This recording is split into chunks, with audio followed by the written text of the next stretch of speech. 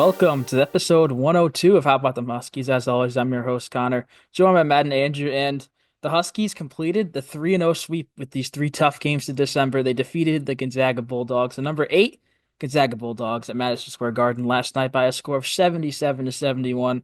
A game that was back and forth, a very great college basketball game, especially even greater that the Huskies were able to come out on top. A game that Liam McNeeley anointed Madison Square Garden, his Garden debut, the freshman career high and UConn season high for anyone, 26 points, also grabbed 8 rebounds and had 4 assists. So we'll just start right there. I mean, Liam, I said he was my player to watch in the last episode. I figured he is a guy who would elevate his game at the Garden. He very clearly did. He had some amazing finishes. There was one late in the game. He just threw it over his head and it went in the basket somehow. His shooting's still a little iffy. He went 2 for 7 from deep, but all in all, just a historic performance for a freshman in his first game in one of the most historic buildings in college basketball. Yeah, this was a huge topic last night when I made a guest appearance on Locked on UConn, which, by the way, go check that out. It's hosted by my good friend Mark Zanetto. It's fantastic. Go check him out. But yeah, this was a big topic last night. And it wasn't just McNeeley, it was the freshmen in general. And the main point that I made was that when you look at freshmen, you have the small sample size of Steph Castle and Liam McNeeley, where their bodies just look ready. They look completely ready for the NBA. There's nothing, really nothing that they could do better. And then you look at guys like Solo Ball, who played a little bit last year, then kind of fell out of the rotation. Same thing with Jalen Stewart and Jaden Ross. They didn't play a ton last year, but they stayed, they worked. And I mean, I'm not the only one that can see this complete change of their bodies, their skill, everything in terms of their game. I can see is different. But I mean, just back to Liam McNeeley. I mean, he's ready for the NBA. He could leave right now and be a lottery pick. I mean, that kid, he just does everything right. It's plain and simple. He does everything right on the court, doesn't make any mistakes. Yeah, and this is a common topic that we've talked about on this podcast all year. He doesn't look like a freshman out there. He didn't look like a guy playing at MSG for the first time. He looked like he really belonged, but she certainly does, don't get me wrong. But this is now the second out of those 3 games where he pretty much carried us to the victory. That Baylor game, he had a game high 17. Tonight, a game high 26. Just really impressive stuff, especially when with guys like Alex Caravan only scoring 8 points and going 0 for 7 from three. You need someone to pick up that slack that your captain doesn't have, and that was McNeeley against Gonzaga. And McNeely is slowly evolving into one of the better players on the court at all times throughout these games, other than that dud in Maui. But other than that, I mean, he's been super impressive. To me, I've always said he looks like Caravan looked last year, and I feel like that's kind of coming to fruition here and gaining support from some of the role guys who maybe you didn't expect at the start of the season. I want to shout out Jalen Stewart. He's been putting performances together along with Terrace Reed coming off the bench. It was a little scary there with Samson, but Reed was able to come in and play a majority of the minutes, played 23 minutes, and picked up the slack for sure. And another point about McNeeley is he's not your average freshman. You know, think of where he played last year, Montverde Academy, with people. I mean, that whole starting five is incredible. You know, you got him, you got Asa Noel for Georgia, who's averaging 16 points a game. You got Rob Wright, who I thought he was going to be the one to beat us in the Baylor game, and you got Cooper Flag, obviously, too. And there's definitely something that I'm missing, but you know, he didn't just play at some random high school in Texas and expect to be great in college. You know, he played at a basically semi-pro high school, and he obviously his skill is showing, but the leadership is what I love. He did a Cam, you know, fist bump, let's effing go last night, and I mean that obviously that got the crowd juiced up, but you never see a freshman do that. These freshmen usually just kind of want to be either one or two and dones and just get out of there. But these freshmen you see doing that, they're the players you want to have. Yeah, with Liam, And similar with Stephon Castle last year. They're guys you know that are more likely than not going to be one and dones, but they're guys that actually care about the product on the court for the program and the team. I'm not calling out any one individual on like a Duke or Kentucky, but I feel like there's certainly over the years been guys that only really care about themselves, and I'm just going to play 1 year at this blue blood program, then go to the NBA and make millions, which if that's your mindset, fine with me, but at UConn, this is the second straight year we've gotten a 5-star, top 10, top 12 recruit, whatever McNeeley ended up as. And he actually clearly cares. Not that he wouldn't, but I'm going back to that Maui tournament. Samson, after he committed that stupid technical foul, they showed the huddle, and Liam was just screaming at him, clearly stepping up as a leader, as a freshman. I mean, a freshman yelling at a senior, you don't see that often. And one last point on McNeeley. Coming in, he was a guy who I knew he could. We all know he could shoot. He was the sharpshooter on that Montverde team. But what else could he do? Is he just a guy who's going to hide on the perimeter and knock down 3 or 4 threes a game, average around 12, 13, 14 points? That easily could have been his role. I feel like it's almost been reversed. He's a guy who's gotten inside. He's crashing the glass, offensive glass and defensive glass. The shooting is kind of what's kind of behind right now, which is interesting to see. He went 2 for 7 from three. He knocks down two more threes. He's sitting at over 30 points in his MSG debut. So I feel like the shooting will come. We've seen it in the past. We've seen it earlier this year. We saw it in high school with him as well. I feel like I don't know what's going on with his shooting slump. It's getting better every day, every week, every game. But yeah, once he figures that out, we could have a special player on our hands, and we already do. And even on defense, Battle and Nemhard did a majority of the scoring and the facilitating. Hickman, Ajayi, and Ike combined for 17 points, and 14 of those were from Ajayi. So if you consider Hickman and Ike more of his uh matchups, so only 3 points there. Caravan did have a slower game, and you needed someone to pick up that slack. And I mean, even on defense, Caravan was showing full effort, or McNeely was showing full effort, not Caravan, and definitely another huge part of the win that maybe you weren't talking about. Maybe you're talking about the 26 points, but just his defensive presence was more than enough to get the job done. I mean, everybody did their job in this game. This was a fantastic team win. I feel like sometimes I've been too negative this year, which tends to happen when your team doesn't win. But I mean, I can't be negative at all about this game. This game was fantastic. I mean, Samson Johnson, that's negative. He got hurt. Hopefully, he's okay. He looked okay. But next man up, Yusuf Singare. Man, shout out to 24. Yusuf Singare. I mean, he brought the energy. He got a couple great rebounds, made a couple great passes. I wanted that assist so bad on all those wide open threes. I know Caravan missed one. I know Liam missed one. But shout out to Yusuf Singare. He brought the energy and he was the next man up last night. Yeah, of course, we hope Samson's okay. He did enter concussion protocol, which we all kind of expected. It was a very scary moment at the Garden when he went down. He was not moving for like a good minute, which I don't know if he was talking or anything, but just looking at him from afar and just seeing him not moving, you think the worst. Obviously, for him just to come out with a concussion, you obviously wish he was healthy, but that almost might be a positive that he may only miss a couple of games. We don't know how long he's going to miss. I mean, Caravan missed 2 games, which was like a week span, I believe, if you want to. I forget how many off days we had in there. But looking at our schedule, we play Xavier on Wednesday. We play Butler next Saturday, and then we don't play again until New Year's Day against DePaul. So if I were to make my best guess, I'd say we don't see Sampson in either of those first two Big East games as he gets out of the protocol. But then he has a 10, 11-day layoff after that before the next game, which I think is still certainly enough time for him to come back. So yeah, we certainly hope Sampson's okay. But if I had to guess, we don't know anything. We don't have any sources. We don't know anything. But I'm guessing Sampson's going to miss the next couple.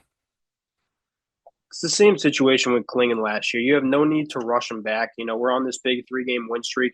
Last year was the time to give Samson the start and see how Yusuf does off the bench. Now you give Taris Reed the start and see how Yusuf does off the bench in a lot of minutes. So I feel like in a way, it'll be good for the development of Taris Reed because now he does get to start, and we'll see how that starting unit does with him in there. But also just for Yusuf, I mean, he should. I feel like the at the beginning of the season we were like hesitant to put him in, but I guess now he's shown that he can be out there. I mean, he can play. Obviously, he didn't commit here because he can't play.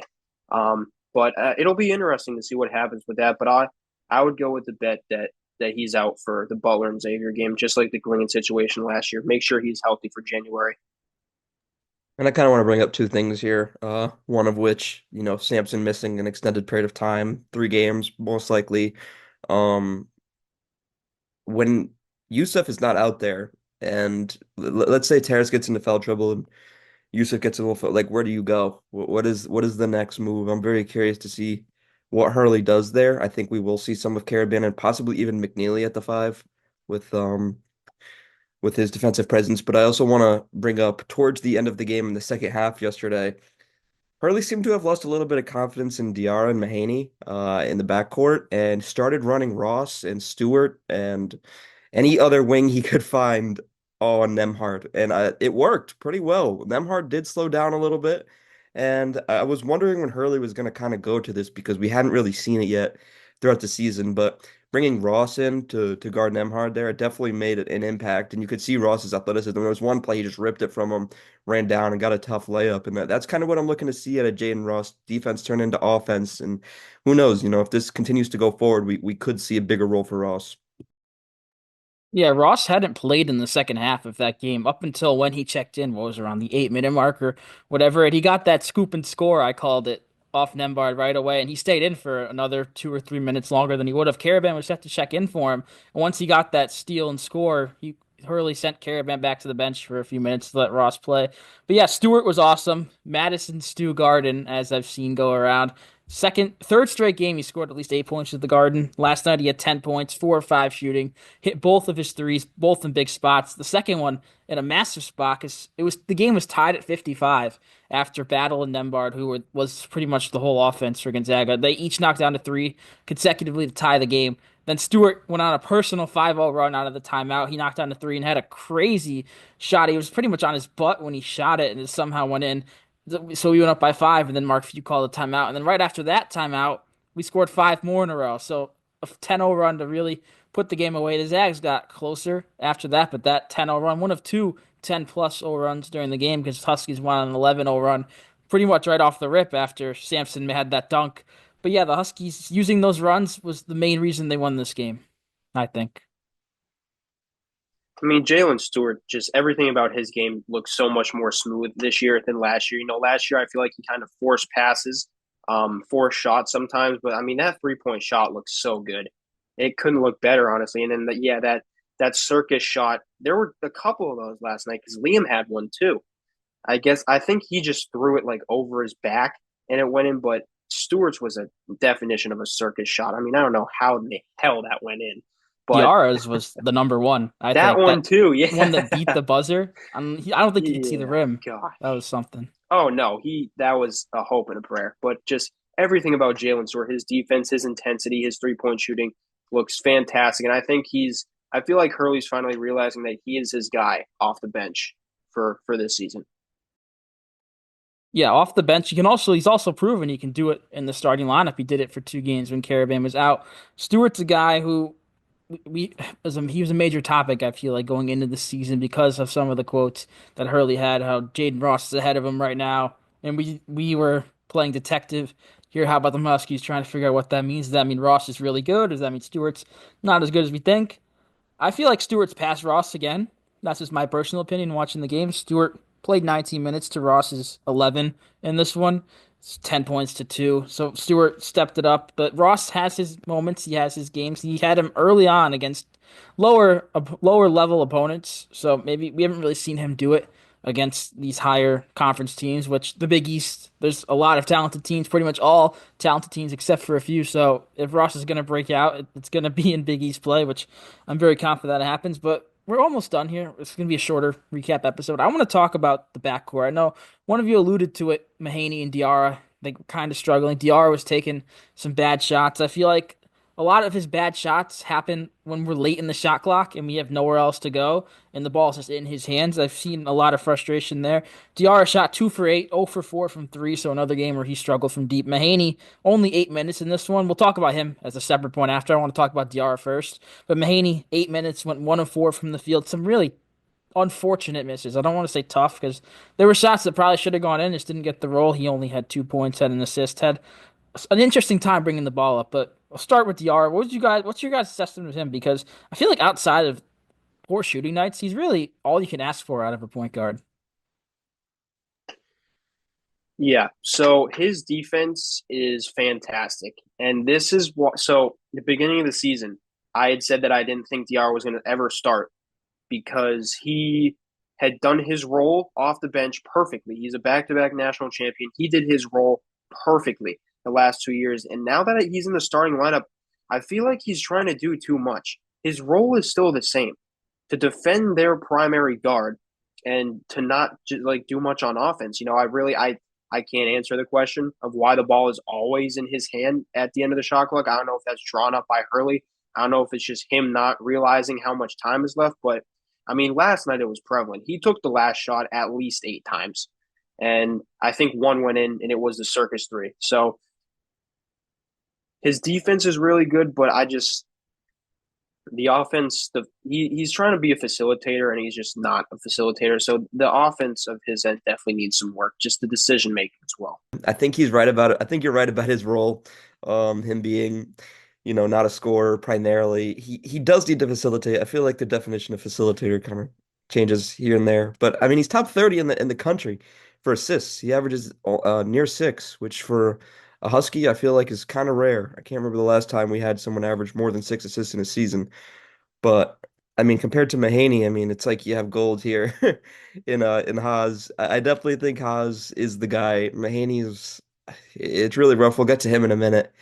But 36 minutes, 0-4 from three. If just two of those go down, this game is entirely different. I feel like continuing to work on that shot is something he needs to do. Along with not feeling all the pressure of the game. I feel like this UConn team is more so going through the motions. You have so many different options. You have a backcourt there of Haas and Ball, and if they're not working, then you could kind of go to Caravan and McNeeley. And if they're not working, I mean, you still have two decent scorers in Reed and Samson. So I feel like, this wasn't the backcourt's game, and that was okay. You still beat a top 10 ranked team in the country, mainly because of McNeeley. Caravan wasn't even around, but guys like Stewart, guys like McNeely stepping up in these big moments. It's all part of, I think, the system this season, and not having to worry if Diarra and Mahaney have a bad night because you have guys who can pick up that slack. Yeah, with Diarra's playmaking, since he entered the starting lineup in that Colorado game, his assists is actually up to 6.8 per game, which that puts him in the top 10 in the country since then. So he's a guy, he's a perfect facilitator. I mean, we saw it on the opening play of the game.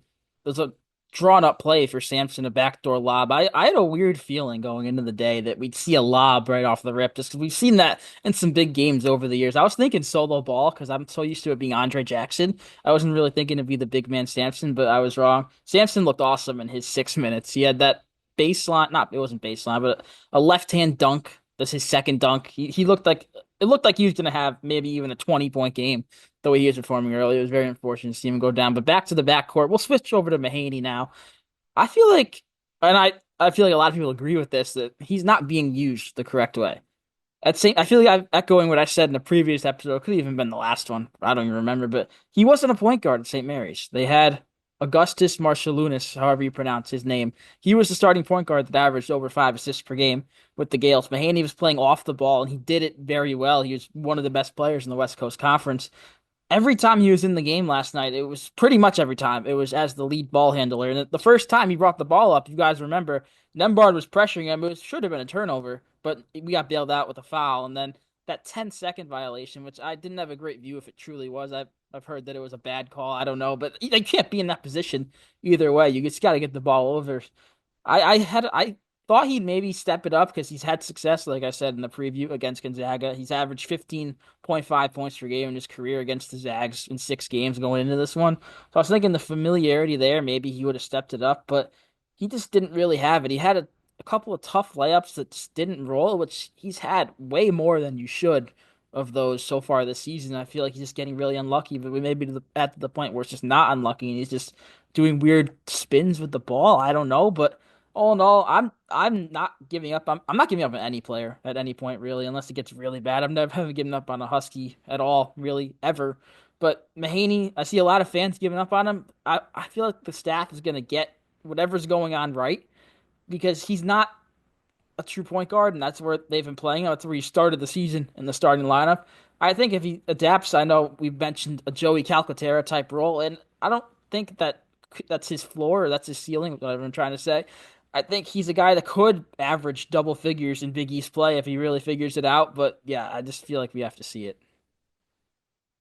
And I mean, I called it out last night with Mahaney, where when he's on the court, the offense looks entirely different. It's entirely stagnant. Haas has been in the system now for 2 years, and he seems to, have the plays down and Hurley's kind of ideas down. But with Mahaney, it's like he's out there and it's just entirely stagnant. The offense isn't moving, and you could just see him. He's kind of pointing at Samson and pointing at Terrace, like, come set me a screen, and nobody else is doing anything. And Mahaney is really just trying to create the whole offense himself, which for someone who was never a point guard is never going to work. So I feel like just kind of getting him into the system, kind of, maybe just taking a whole day with him and just being like, this is that. You need to be able to create these plays. You need to be able to send these guys in the correct motions. That's very important. Because with him out there, it's just an entirely different offense and team. Yeah, that's exactly right. Every what Connor said about giving up on players, every program in the or every player in the history of this program has had a dud. That's true. Every single player who has played for the University of Connecticut Huskies has had a bad game, has had two bad games or three. Everybody has bad games, but I feel like it's not just bad games for him. It's almost like he just like what Matt just said. Like he doesn't seem to know what's going on when he's out there. He was the main guy at St. Mary's, and he was never just a point guard. He was never a straight up shooter. So I think he needs to get out of his head. First of all, he's completely in his head, um, because he's on one night and off another. So I feel like he's just got to find his inner peace in a way and just be fine with whatever happens. The forced turnover last night was bad, and I don't even want to talk about the 10-second violation. But he's way too in his head. He's thinking about way too many things. He's just got to play basketball and he'll be fine. Yeah, I agree with you. I feel like a lot of it is mental because you have this stretch of bad games, and in a program like UConn, the fans, we are UConn fans, so we can admit it. They are not kind at sometimes when players are struggling. I've seen plenty on social media saying that Mahaney has to leave the team. I saw one say he should be in Singapore. I don't even know what's going on there.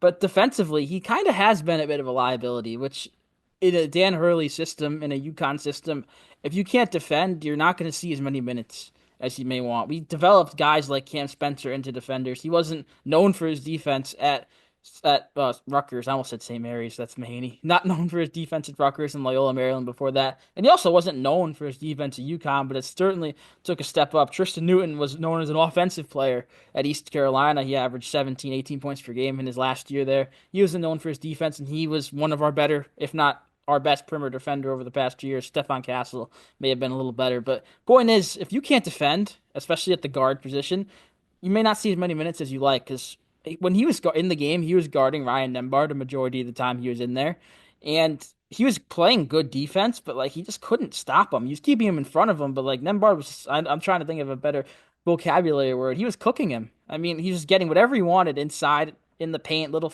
post fades for a point guard, which you don't usually see. And then when he's not knocking down shots, would have been nice to see him take a three. He didn't take a three in this game. I'd like to see him take at least two or three every game because if he makes it, maybe that gets his confidence up and he improves on the defensive end. It's all really a chain reaction. But yeah, I'm not giving up on Mahaney yet. I don't think I'll give up on Mahaney at all unless he goes scoreless, maybe for the whole month of January, because he's certainly a very talented player and we've seen it before at the highest level. And in my opinion, last night, Nemhard definitely looked like one of the better players in the entire country. Just the way he was moving, he looked like his brother out there in the conference finals last year, just cooking up the defense. We really didn't have any answers, and that's eventually why we went to the bigger Ross out there on him. But I mean, you can't really give up on Mahaney. To me, it's entirely pointless to be hating on one of your own players. You want him to do good, and of course, it sucks when he goes out there and he has that 10-second violation and just can't really facilitate the offense. But you kind of gotta root for him. You can't root against him. He's on your team at the end of the day. And just moving forward, I feel like just being maybe that Trey Turner approach, bring that Trey Turner approach towards him, which kind of, in my opinion, sucks. But I mean, I'm willing to do anything at this point. Yeah, and my last point on the whole Mahaney situation. If you want to jump off the bandwagon with him and give up on him, go ahead. But I don't want to see you cheering when he knocks down 4 or 5 threes in a big game in February to lead us to a Big East win, which that's going to happen at some point. You can mark me down for that. We make a lot of predictions on here. He's going to have a big game at some point. It could come sooner than February. I really believe it will. But yeah, I just feel like if you give up now, I don't want to see you hopping back on later. People gave up on Tristan Newton after that St. John's game. And what happened to him? His numbers on the damn wall. So if you give up on anybody on your team, you're not really a fan of that team. Now, obviously, yes, he has been struggling, but there's no reason to not think that this staff is not going to lead him right where he needs to be and get him to be the player that they know he is, because this staff is the greatest staff in the world. It's not even close, and they're going to be fine. He's going to be fine. I mean, so there's just don't give up on your own player. He'll be fine. Yes, he hasn't been fantastic per se so far, but trust me, he'll be just fine. And I said last point, but the staff has never missed on a transfer, really. If you look all the way back, you look at the first title team, Naheem Aline coming in. He wasn't the greatest, but he was a key contributor off the bench. Joey was a gem that they found. He was way more than any of us expected. Tristan Newton, obviously, name on the wall. Look, before that, even before we won, R.J. Cole comes in from Howard. He's one of our best players. Tyrese Martin from URI was one of our best players that year. Even looking at this year's team, Terrace Reed, I don't know what we really expected, but he's outscoring Samson Johnson. He's averaging over 11 points per game this season as one of the best rebounders in the Big East. So the staff doesn't really miss on transfers that often. So, I mean, I'm not saying they have missed on Mahaney, but give it some time. Like you said, Newton, that St. John's game, he went scoreless in 19 minutes. I remember it like it was yesterday.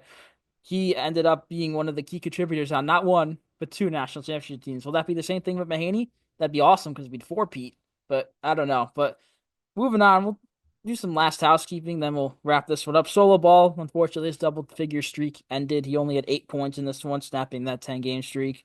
Caravan, I mentioned 8 points. Who else haven't we really talked about? I think that's pretty much it.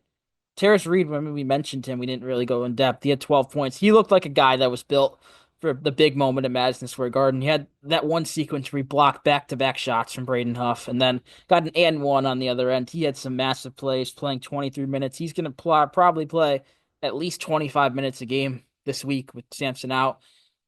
I think that's pretty much it.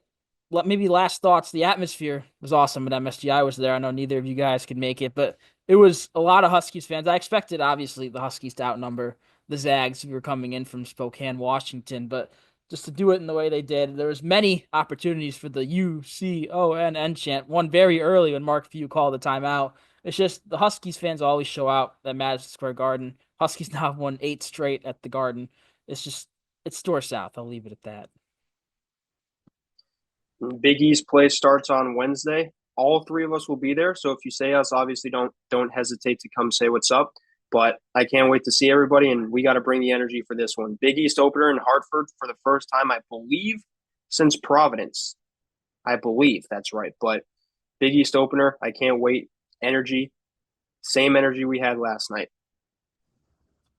Damn, you didn't have to bring that Providence game into my mind. That was like they were undefeated or they had one loss at that point, and that win propelled them into the top 25. It was a ugly like 55-51 game or something like that. But yeah, it's a whiteout. Like Andrew said, we will all be there. We're not gonna do a formal meet and greet or anything for the three of you that care.